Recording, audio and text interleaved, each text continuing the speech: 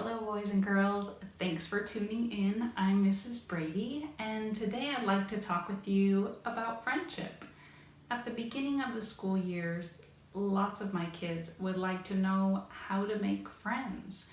And so we would share ideas and they would say, well, to smile and share things with somebody that you want to become friends with. That's a good idea. And be playful and have fun things to say. And those are also good ideas to build friendships. Another idea was to be a good listener. Because if you're a good listener, then someone feels safe being around you and maybe they feel safe sharing things with you and telling you their secrets. So those were some of the ideas that we came up with. One thing I told my class was that you get to choose who your friends are. So please choose people that you admire, that have attributes that you want to have, because then you will grow to be the best person that you can be. In the story that we're going to read next, making friends isn't always so easy, and the mouse tries really, really hard to become friends with Bear. And so please read along with me to see how this story unfolds. Thank you.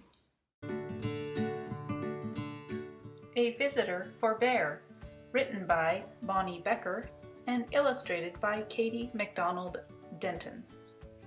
This book is a New York Times bestseller and also an E.B. White Read Aloud Award winner.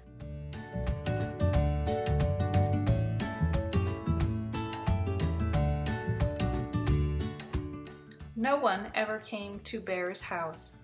It had always been that way, and Bear was quite sure he didn't like visitors. He even had a sign.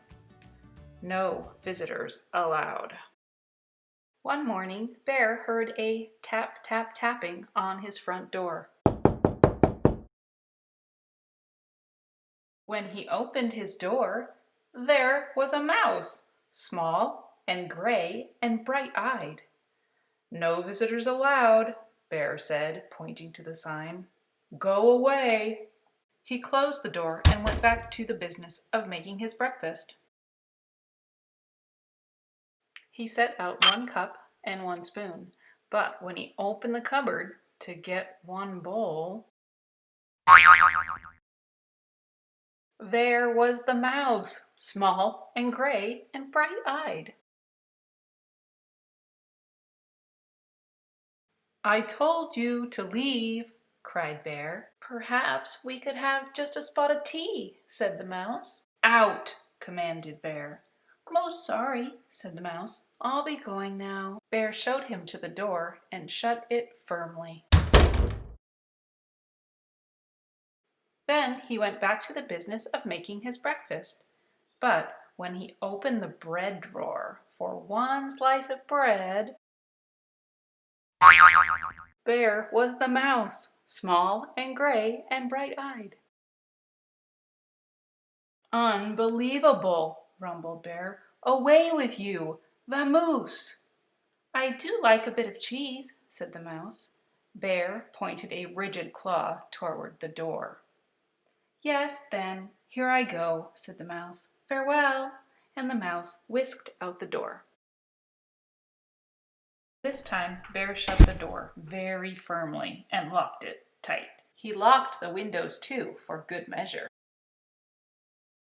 Then, once again, he went back to the business of making his breakfast. But when he opened the fridge to get 1 egg, there was the mouse, small and gray and bright-eyed, of course. Be gone! Roared Bear. A crackling fire? Ventured the mouse. This is impossible! Intolerable! Insufferable!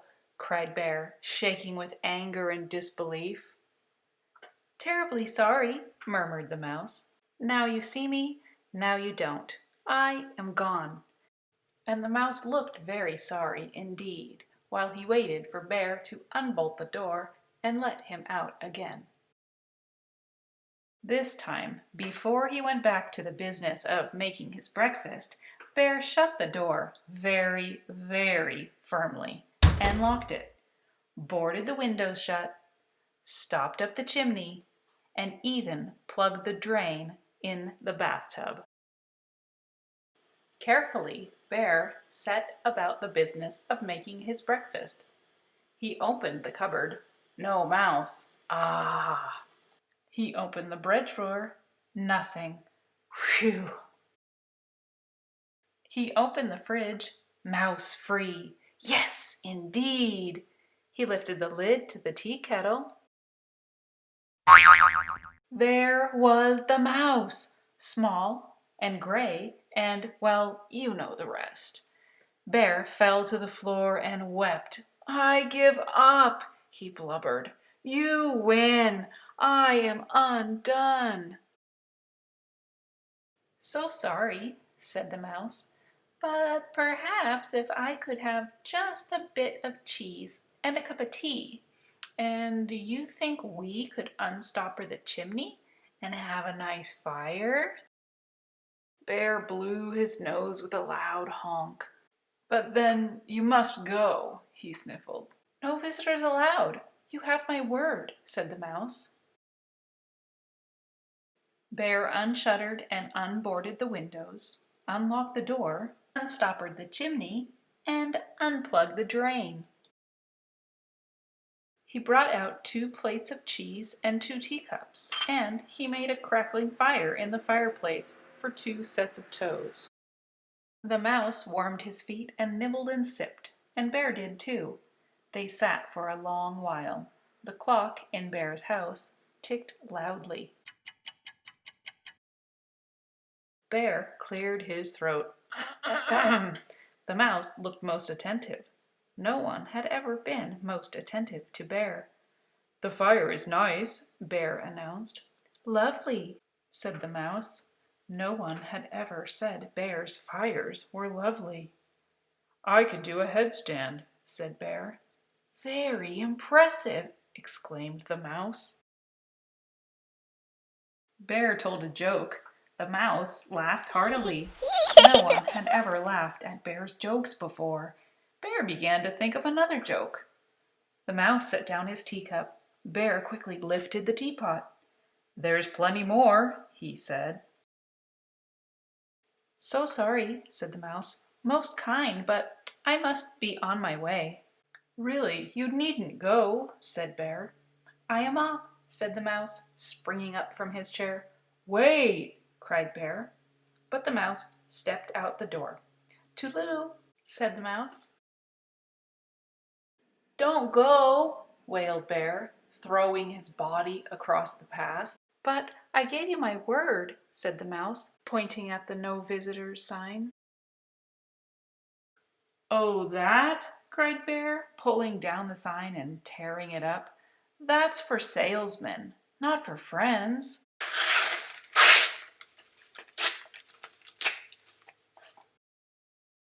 Not for friends? Asked the mouse, small and gray and bright-eyed. Bear nodded. The mouse's bright eyes glowed brighter. Bear smiled. Do you like 1 lump or 2? Said Bear most politely. I like 2, said the mouse, and Bear agreed. If you enjoyed this bear and mouse story, you and your family are sure to find these books just as delightful. A Birthday for Bear, A Bedtime for Bear, and The Sniffles for Bear.